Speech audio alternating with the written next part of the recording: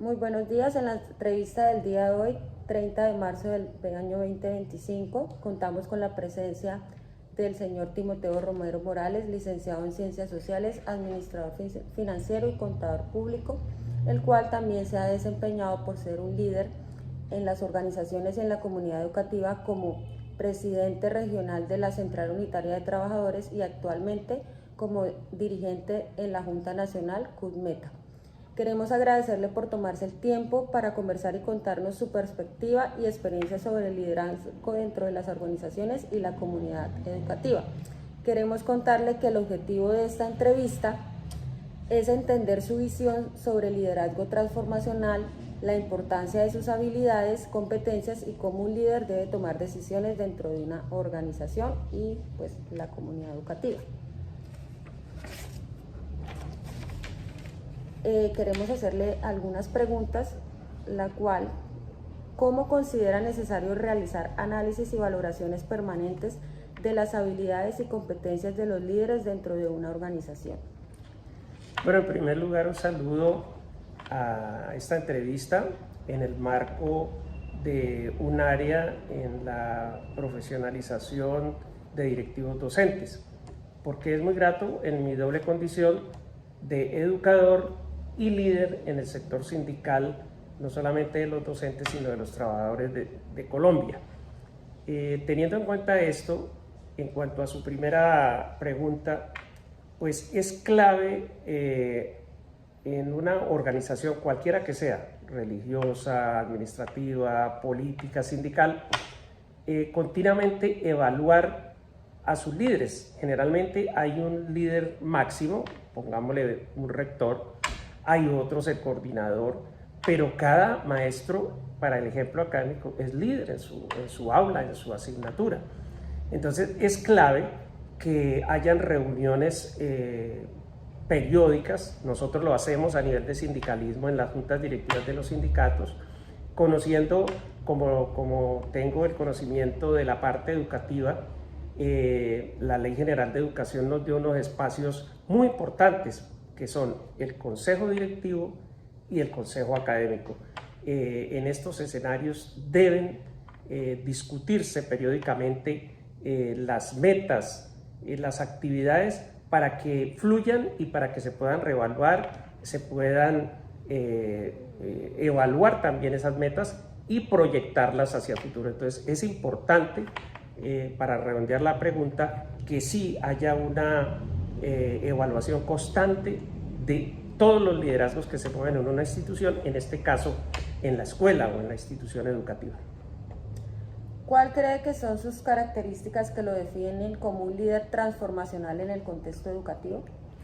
Bueno, me gusta esto del líder transformacional porque en el conocimiento que tengo se habla de diferentes tipos de líder, entre ellos democrático, autoritario, etcétera. Pero creo que un líder tiene que ser eso que tú preguntas. Es decir, un líder que no sea transformacional, mejor no sea líder, porque estanca una empresa, estanca una organización, estanca una institución.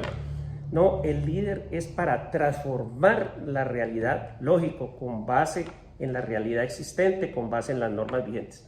Entonces, me gusta eso, y en el caso particular, pues creo que un líder, en este caso del sector educativo, debe definir primero si se quiere quedar de educador, si le gusta, y entonces eso es lo que algunos llaman vocación, que algunos la tienen por principios, otras lo obtendremos en el transcurso del trabajo.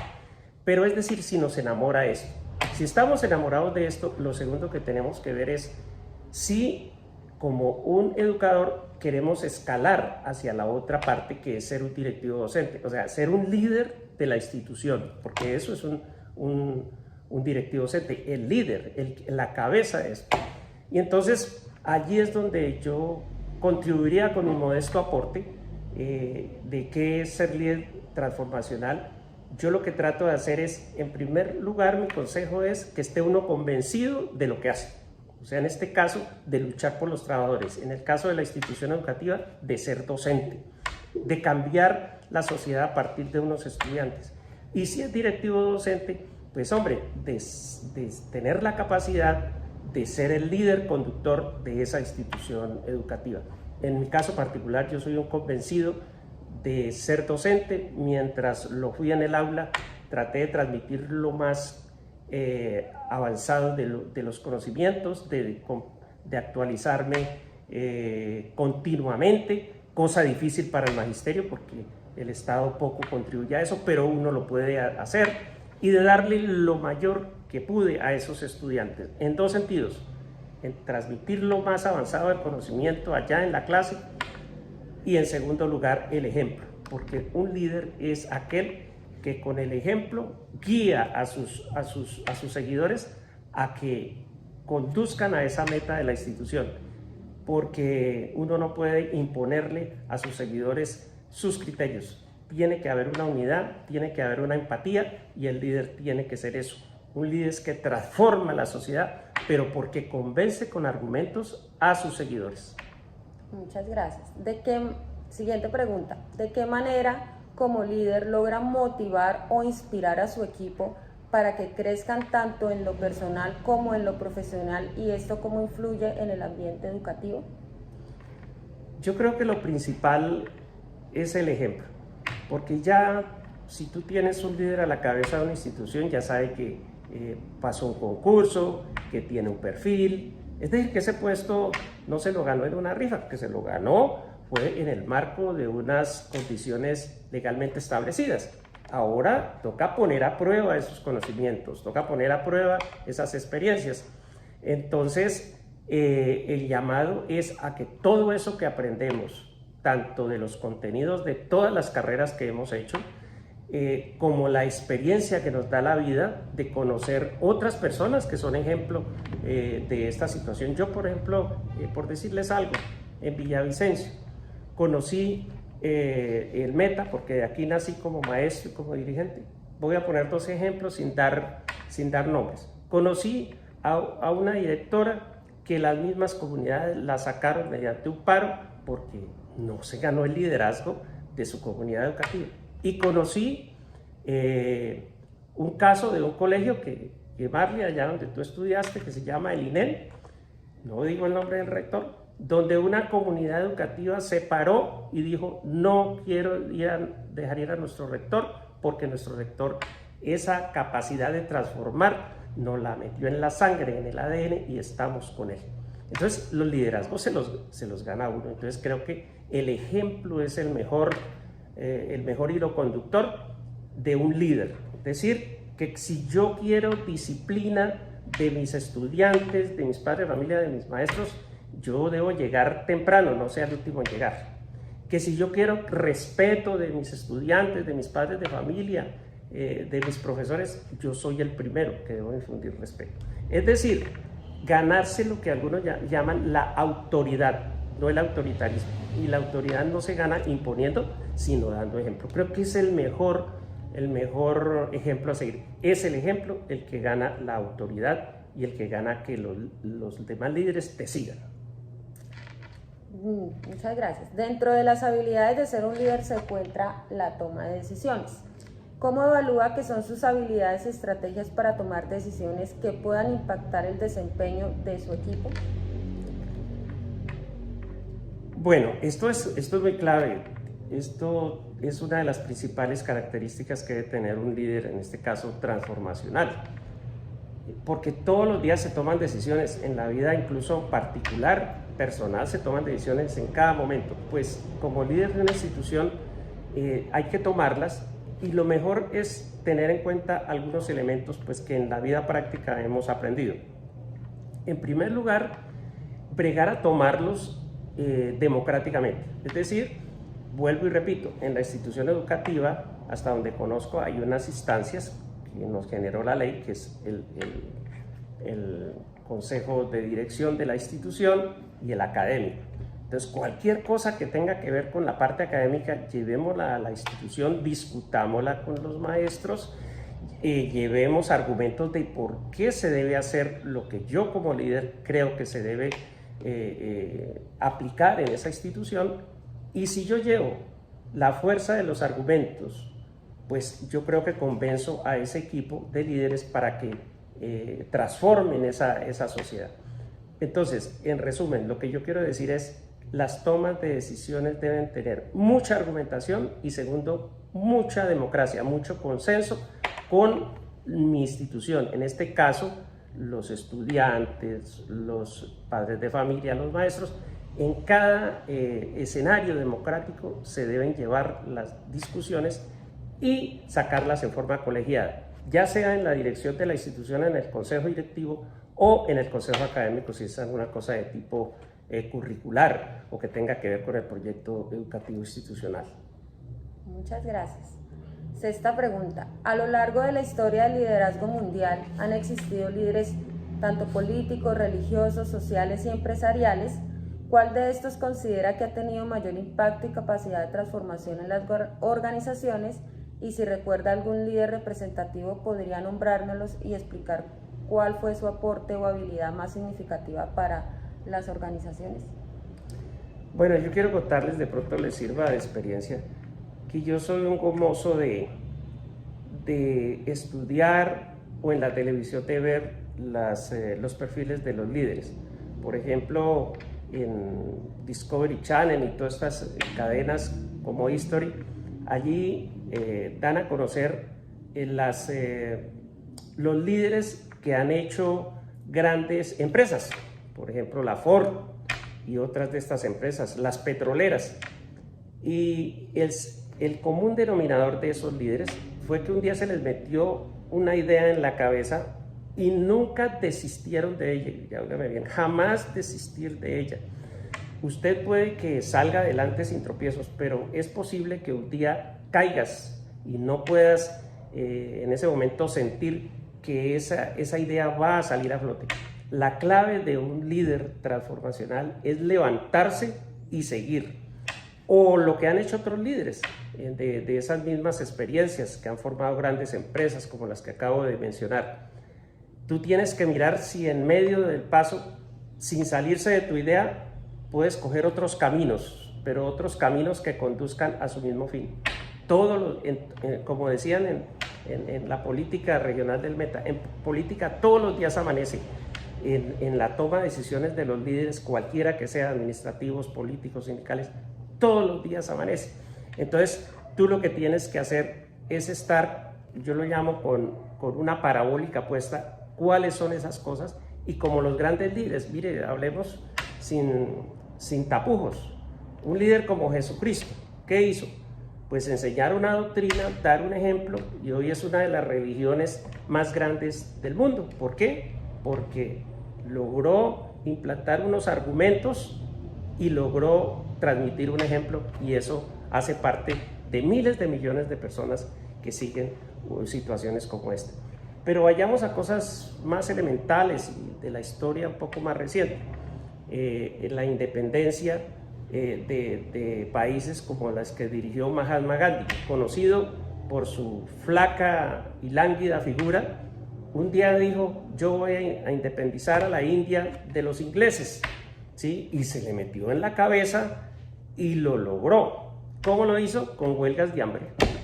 Y claro, él comía algunas cositas, por allá carne de chiva y algunas cosas, pero mediante huelgas de hambre condujo a los hindúes a independizar ese país de los ingleses y otras potencias que se han metido en ese momento. Es decir, un líder es el que tiene una idea clara en la cabeza y está convencido de ella y está dispuesto a, con argumentos, convencer a quienes están tocados por esa idea, a conducirlos al éxito. Y para llegar al éxito hay un camino empedrado de muchas dificultades, pero el líder tiene que saber sortearlas una a una para llegar a ese éxito. Muchas gracias. Séptima y última pregunta. En su opinión, ¿cuál sería el mayor reto que enfrenta un líder transformacional en el sector educativo? ¿Y qué consejo le daría a aquellos que buscan seguir este tipo de liderazgo? Bueno, pues con el conocimiento que tengo del sector, se liga la parte pedagógica con la parte, digámoslo, gremial.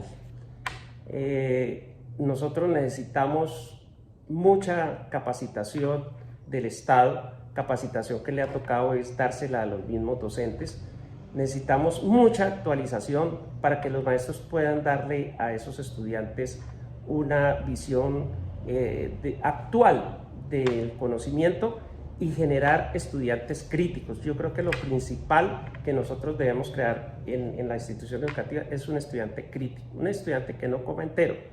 No es adoctrinar a los estudiantes, no, es darle lo más avanzado de las materias, de la biología, de las sociales, de las matemáticas, de tal manera que ese muchacho tenga los elementos en la cabeza para lograr resolver un problema tanto de la academia como de la vida práctica, que cuando salga de la institución pueda enfrentar una realidad con base en unos conocimientos. Entonces, uno de los principales problemas que enfrenta el sector educativo es la capacitación y actualización de los docentes.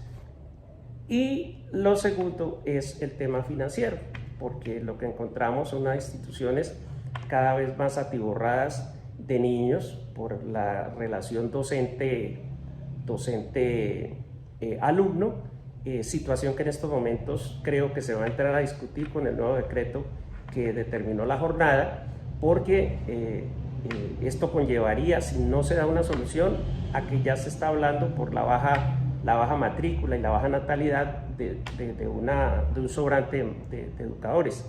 Creemos que en lugar de que hablen de sobrantes, lo que se debe hacer es disminuir el número de alumnos por aula, como hay en otros países, ¿sí? donde los estudiantes no pasan de 13 o 14 por aula, de tal manera de que se pueda dar una educación mucho más personalizada y más avanzada. Necesitamos unas infraestructuras cada vez más amplias y más pedagógicas, necesitamos el PAE, necesitamos un poco de situaciones que requieren las instituciones educativas, y esa parte, la segunda que digo, depende mucho del Estado. Entonces aquí es donde viene la parte gremial, donde entramos nosotros como dirigentes sindicales, desde FECO, desde la CUD, y el maestro como tal allá respaldando esas luchas. Entonces, mucha capacitación y actualización creo que es uno de los problemas. Y segundo, financiamiento de la educación pública, que es precisamente lo que en este momento se acaba de aprobar, la ley del SGP, del Sistema General de Participaciones, pero que esa ley depende de cómo quedan las competencias, es decir, cómo distribuyen esa plata para salud, educación y servicios públicos. Entonces, creo que esos son los dos grandes temas, uno de los cuales nosotros lo podemos ayudar en la institución con liderazgo, con entrega, con vocación a nuestros estudiantes, a la comunidad, pero el otro, permítanme decirlo como dirigente nacional de la CUD y dirigente del magisterio, tenemos que estar pendientes de esas leyes. Por eso un docente, termino con esto, sería una tercera columna, un directivo docente debe ser la persona más actualizada en su momento. Es decir, que todas estas cosas que estamos hablando aquí, por ejemplo, esas leyes que he mencionado, deben ser, me imagino yo, en esta carrera y en otros escenarios, producto del estudio y actualización de los docentes y directivos docentes, para que nos ayuden a estar atentos a buscar salidas en la academia, pero también en el terreno del Estado. Muchísimas gracias, señor Timoteo, y esperamos que nos siga guiando y enseñando de todas sus habilidades como líder. No, un abrazo y muy grato estar en estos momentos, que sea un espacio de nuestras luchas, pero que este conocimiento que hemos adquirido como líderes del magisterio y de los trabajadores a nivel nacional, ojalá puedan servir en la academia para que se pongan a discusión y podamos tener el día de mañana un magisterio y unos directivos docentes lo más calificados para que nos ayuden al avance de la educación pública en Colombia. Muchas gracias.